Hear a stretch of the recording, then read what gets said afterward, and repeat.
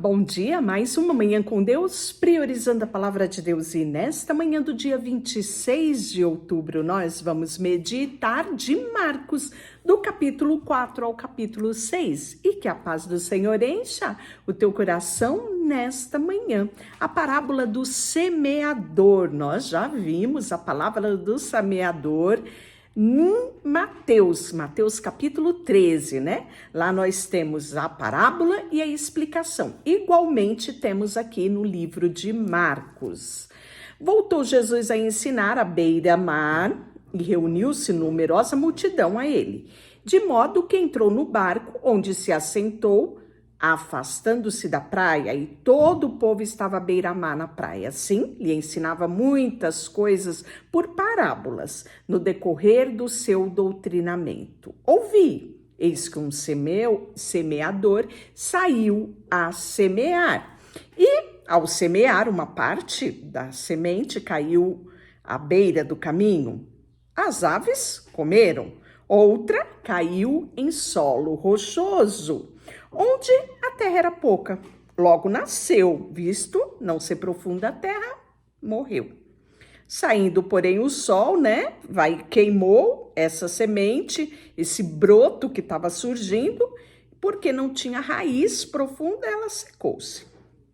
Outra parte caiu entre espinhos, e os espinhos cresceram e sufocaram, e não deu fruto.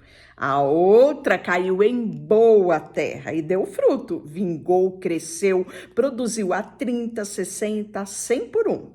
Quem tem ouvidos, ouça. E aí, quando Jesus ficou a só, os que estavam junto dele, os 12, interrogaram a respeito da parábola. E ele lhe respondeu: a vós outros vos é dado conhecer o mistério do reino de Deus, mas aos de fora tudo se ensina por meio de parábolas. Para que, vendo, vejam e não percebam, e ouvindo, ouçam e não entendam, para que não venham converter-se e haja perdão para eles. Então lhes perguntou: não entendeis esta parábola? E como compreendeis todas as palavras? O semeador semeia a palavra. São estes os da beira do caminho, onde a palavra é semeada, enquanto ouvem, logo vem Satanás, tira a palavra semeada deles. Ou seja, eles se distraem, e perdem tudo aquilo que receberam. Semelhantes são os do solo rochoso, ouvindo a palavra, eles até recebem ela com alegria, mas não tem raiz em si mesmo, sendo assim pouca a duração, em que lhes chegando a angústia, perseguição, por causa da palavra, logo se escandalizam. É isso mesmo. Os outros é o do espinho, que ouvem a palavra, mas o cuidado do mundo, a fascinação da riqueza, as ambições, concorrem com isso, sufocando a palavra, ficando ela infrutífera. Os que foram semeados na boa terra são aqueles que ouvem a palavra, recebem, praticam, que é o frutificar, a 30, 60 e a 100 por um. Qual é a sua terra? O que você escolhe? Pois bem, parábola da candeia, isso mesmo. Também está lá em Mateus capítulo 5. Porventura a candeia pode ser posta debaixo do alqueire ou da cama? Não vem antes para ser colocada num velador? Então a candeia aqui é um candeeiro, Antigamente era a fonte de luz. Então, ninguém acendia um candeeiro para colocar debaixo da mesa, Antes colocava num lugar alto para iluminar todo o ambiente. Pois bem, então, Jesus fala: atentais ao que ouvis, com a medida que tiveres medido, vos medirão também, e ainda se vos acrescentará, pois nada está oculto, para que não seja manifesto, se faz escondido, senão para ser revelado. Olha só, Pois o que tem se dará, e ao que não tem, até o que tem será tirado. Parábola da semente, Jesus vai explicar que o homem lançando a semente, aqui já é uma outra parábola, Ele dormiu e quando ele se levantou no dia seguinte, as sementes germinaram e crescendo, não sabendo ele como, a terra por si só frutifica. Primeiro a erva, depois a espiga e por fim o grão cheio de espiga. E quando o fruto está maduro, logo se mete a foice porque é chegada a ceifa. E aí ele vai aproveitar, falando a respeito de semente, ele vai falar do grão de mostarda, que é o que se assemelhamos ao reino de Deus, ou a parábola o apresentaremos. É como o grão de mostarda, que quando semeado é a menor de todas as sementes sobre a terra. Mas uma vez semeada, ela cresce e torna maior que todas as hortaliças e deita grandes ramos. Portanto, as aves do céu podem se aninhar à sua sombra. Então aqui ele fala, né, a dimensão da semente do evangelho e o poder transformador sobre a vida da humanidade. Porque Jesus falou por parábolas, né? Ele lhe expunha as palavras conforme a capacidade de cada ouvinte. Sempre tinha aquele que queria saber um pouco mais, né? Jesus vai acalmar a tempestade. Já era tarde e Jesus pede, né, para passar para outra banda. Como eles, despedindo das multidões, levaram como estava no barco, os outros barcos seguiam. Ora, levando um grande temporal, um vento, as ondas arrematavam contra o barco, de modo que o mesmo já estava para encher-se de água. E Jesus, na polpa, dormindo sobre o travesseiro. Eles o despertaram e lhe disseram: Mestre, não te importa que perecemos? E ele, despertando, repreendeu o vento e disse: Acalma-te, e emudece. E o vento se aquietou e fez-se grande bonança. Então lhe disse: Por que sois assim tímidos? Como é que não tendes fé? E eles, possuídos de grande temor, diziam uns aos outros: Quem é este? Que até o vento e o mar lhe obedecem. E a cura do endemoniado de Gerazeno. Entremente chegaram a outra margem do mar, a terra do Gerazenos. E ao desembarcar, logo veio do sepulcro ao seu encontro um homem possesso de um espírito imundo, o qual vivia em sepulcro, e mesmo as cadeias não conseguiam prendê-lo. Pois bem, andava sempre à noite, de dia, clamando entre o sepulcro, pelos montes, ferindo-se com pedra. Quando de longe viu Jesus, ele correu e adorou. E exclamando em alta voz, diz: Que tenho contigo, Jesus, Filho de Deus Altíssimo? Conjuro que não me atormentes. Porque Jesus lhe dissera: Espírito imundo, sai desse homem. E perguntou: Qual é o seu nome? E respondeu: Legião é o meu nome, porque somos muitos. E rogou encarecidamente que mandasse para fora do país, que não os mandasse para fora do país. Então a gente percebe aqui, né, demônios territorialistas. Ora, pastava ali uma grande manada de porcos, e os espíritos imundos rogaram a Jesus: Manda-nos para os porcos, para que entremos nele. Jesus permitiu. Então, saindo os espíritos imundos, entraram nos porcos, e a manada era 2.000. Sabe o que aconteceu? Precipitou-se despenhadeiro abaixo para dentro do mar. Os porqueiros fugiram e anunciaram na cidade e pelos campos. E aí, por conta desse episódio, os genezarenos vai rejeitar Jesus, pedindo para que Jesus saia da cidade deles, né? E eles vão ver, inclusive, o endemoniado que estava ação, mas nem isso foi suficiente, né, para que ele se alegrasse. Eles estavam mais interessados, nos porcos que tinham sido precipitados, né, no prejuízo financeiro. Essa é a verdade. E nós podemos ver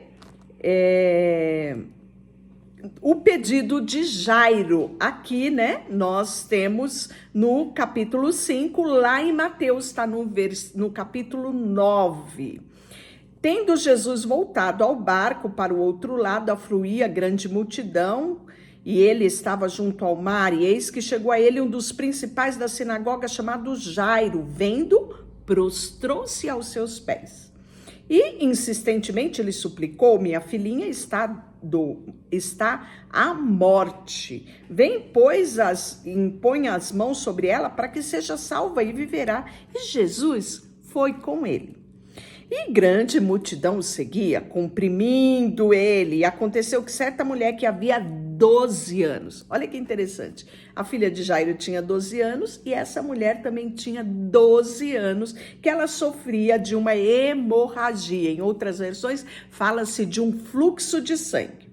Muito padecera à mão de vários médicos, tendo despendido tudo que possuía, sem, contudo, nada aproveitar. Antes, ficava cada dia pior. Tendo ouvido a fama de Jesus, ela, vindo por trás dele, por entre a multidão, tocou-lhe a veste, porque dizia: se eu apenas lhe tocar as vestes, ficarei curada. E logo lhe estancou a hemorragia, e sentiu seu corpo estar curado daquele flagelo. Jesus, reconhecendo imediatamente que dele saíra poder, virou-se para a multidão e perguntou: quem tocou as minhas vestes? Responderam os discípulos: vês a multidão, te aperta e diz: quem me tocou? Ele, porém, olhava ao redor para ver a quem se fizera isso. Então a mulher, atemorizada, tremendo, né, disse tudo aquilo que nela operava. Veio, prostrou-se diante dele e declarou a ele toda a verdade. Vai-te em paz e fica livre deste mal. É isso mesmo. E nós vamos ter a ressurreição da filha de Jairo, porque afinal Jesus estava indo para lá, né? E aí nós vamos ver que nesse intervalo, né, chegou as pessoas avisando que a filha de Jairo, que estava à beira da morte, tinha já morrido. Pois bem, e aí falou até para ele: não te incomoda mais o mestre. Mas Jesus, sem acudir tais palavras, disse ao chefe da sinagoga: não temas, crê somente. Contudo, não permitiu que ninguém acompanhasse, senão Pedro e os irmãos Tiago e João. Chegando à casa do chefe da sinagoga, viu Jesus o alvoroço, os que choravam, os que pranteavam muito, e ao entrar lhe disse: por que estáis em alvoroço e chorais? A criança não está morta, mas dorme. E riram-se dele. Tendo ele, porém, mandado sair todos, tomou o pai e a mãe da criança e os que vieram com ele, e entrou onde estava a menina. Tomando-a pela mão, disse: Talita cumi, que quer dizer: menina, eu te mando, levanta-te. Imediatamente a menina se levantou, pôs-se a andar. Ela tinha 12 anos. Então ficaram todos sobremaneira admirados, mas Jesus ordenou expressamente que ninguém soubesse e mandou que dessem comida à menina. E aí Jesus prega em Nazaré e ele vai ser rejeitado, gente, pelos seus. Tendo Jesus partido dali, ele vai para a sua terra e os seus discípulos vai acompanhando ele. Chegando no sábado, passou a ensinar na sinagoga, ouvindo, se maravilhavam, dizendo: de onde vem estas coisas? Que sabedoria é esta que lhe foi dada? E como se fizera tais maravilhas pela sua mão? Não é este o carpinteiro, filho de Maria, irmão de Tiago, José, Judas e Simão? Esse Judas não é o Judas Iscariotes, tá? É o Judas que vai escrever lá, perto de Apocalipse, o livro, a Epístola de Judas, é esse Judas, irmão de Jesus. Então, tem o Judas Iscariote e Judas, irmão de Jesus. E aqui, as pessoas se escandalizavam porque não conseguiam assimilar que Jesus era o Filho de Deus, né? E não apenas filho de Maria, filho de José e irmãos de Tiago, José, Judas e Simão, né? Jesus, porém, disse: não há profeta sem honra, senão na sua terra, entre os seus parentes e na sua casa. Não pode fazer ali nenhum milagre, senão curar poucos enfermos, impondo-lhe as mãos. Admirou-se da incredulidade deles, contudo percorria a aldeia circunvizinha a ensinar. E ele traz instrução aos 12, isso mesmo, e começa a enviá-lo de 2 a 2, dando-lhe autoridade sobre espíritos imundos, ordenando que não levassem nada no caminho, exceto bordão, nem pão, nem alfrode, que fossem calçados de sandália, mas não usasse 2 túnicas, e recomendou: ao entrares em alguma casa, permaneça ali até retirares do lugar. E se algum lugar não vos receber, nem vos ouvirdes, sairdes dali, sacudi o pó dos pés em testemunho contra eles. Então, saindo eles, pregava ao povo que se arrependesse, expelia muitos demônios, curava numerosos enfermos, ungindo-os com óleo. E nós vamos ter o episódio da morte de João Batista, que nós vimos lá em Mateus 16, né? E nesta ocasião, quem era? Herodes, né? E ele havia ouvido falar de Jesus, que já era notório as notícias, né? João Batista, e aí ele pergunta: é João Batista que ressuscitou dentre os mortos? E outros diziam: é Elias? É profeta, como um dos profetas? E nós vamos ver que Herodes, ouvindo isso, disse: é João, a quem eu mandei decapitar, que ressurgiu?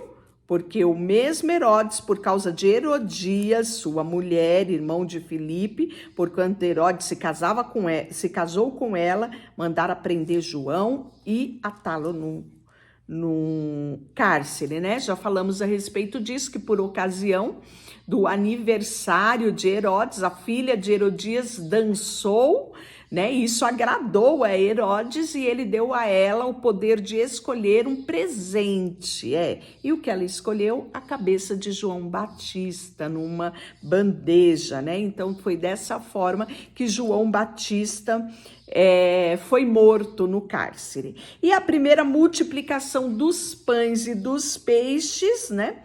Voltaram os apóstolos à presença de Jesus e lhes relataram tudo quanto havia feito e ensinado. Por quê? Eles saíram de 2 em 2, né? Então, curando, expulsando demônios. Então, eles tiveram experiências extraordinárias e eles voltam tudo feliz, né?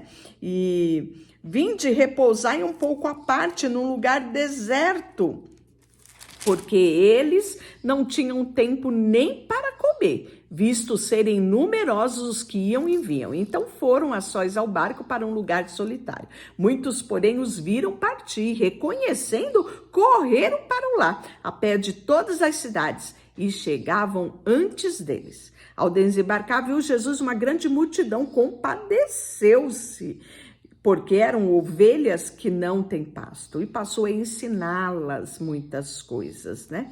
E já era declinado à tarde, né? E não dava para mandar aquele povo embora, era lugar deserto, gente. E precisava, né? Eles estavam ali com fome. E aí nós vamos ver que Jesus diz aos seus discípulos: dai-os de comer, né? E aí os discípulos falam: como? Quantos denários, né? Quanto dinheiro nós teríamos para alimentar tanta gente? Outra coisa, nós estamos no deserto, né? E aí Jesus perguntou, né? Quantos pães tendes? E aí eles procuram por ali e descobrem, né, que há sim ali 5 pães e 2 peixes. Jesus manda todos se assentar. Ora, né, ele toma os 5 pães, os 2 peixes, ele ergue os olhos aos céus, o abençoa e partindo dá aos seus discípulos. Imagina, né, aquele pão partido que vai se multiplicando. É isso mesmo. Os que comeram eram 5.000 homens. E nós vimos lá no texto de Mateus que ainda sobrou e sobrou muito. Jesus anda sobre o mar e Pedro, né? Primeiro pensavam que era um fantasma. Por fim, quando viram que era Jesus, Pedro encheu-se de coragem, quis andar sobre o mar, quis ir de encontro a Jesus, né? E aí nós podemos ver que havia, né, aquele momento ali onde Pedro olha assim, né, para as águas, mesmo estando andando sobre as águas, ele tirou o foco de Jesus e ele afunda, né? E Jesus pega ele pela mão e levanta, né? Isso tudo conta Mateus, né? Porque aqui, na verdade, o texto de Marcos fala que eles, porém, vendo andar sobre o mar, pensaram tratar de um fantasma e gritaram, pois todos ficaram aterrorizados à vista dele. Mas ele logo falou: tem de bom ânimo, sou eu, não temas. E subiu no barco para estar com ele, e o vento cessou. Ficaram entre si atônitos. Jesus em Genezaré. Isso mesmo, é o finalzinho do capítulo 6, e é assim que ele termina esse capítulo. Estando já do outro lado, chegaram à terra de Genezaré, onde aportaram. Saindo eles do barco, logo o povo reconheceu Jesus. E percorrendo toda aquela região, traziam leitos, enfermos, por onde ouviam que ele estava. Onde quer que entrasse nas aldeias, cidades, campos, punha-se enfermos nas praças, rogando que deixassem tocar, ao menos na orla da sua veste. E quantos a tocavam, saíam curados. Deixa eu orar por você, Senhor, nesta manhã. Colocamos diante de Ti o nosso coração, a nossa vida, e como é bom conhecermos a Ti, Jesus. Saber dos Teus milagres, saber que Tu andastes aqui nessa terra, mas o melhor é saber que o Senhor morreu na cruz e permitiu nos achegarmos novamente ao Pai. Obrigada, Jesus, pelo Teu sacrifício, por tudo que fizeste, pelas Tuas escrituras, que pode hoje nos inspirar todos os dias a confiarmos em Ti em todo o tempo. Colocamos diante de Ti tudo que temos e somos, em nome de Jesus. Amém. Deus te abençoe.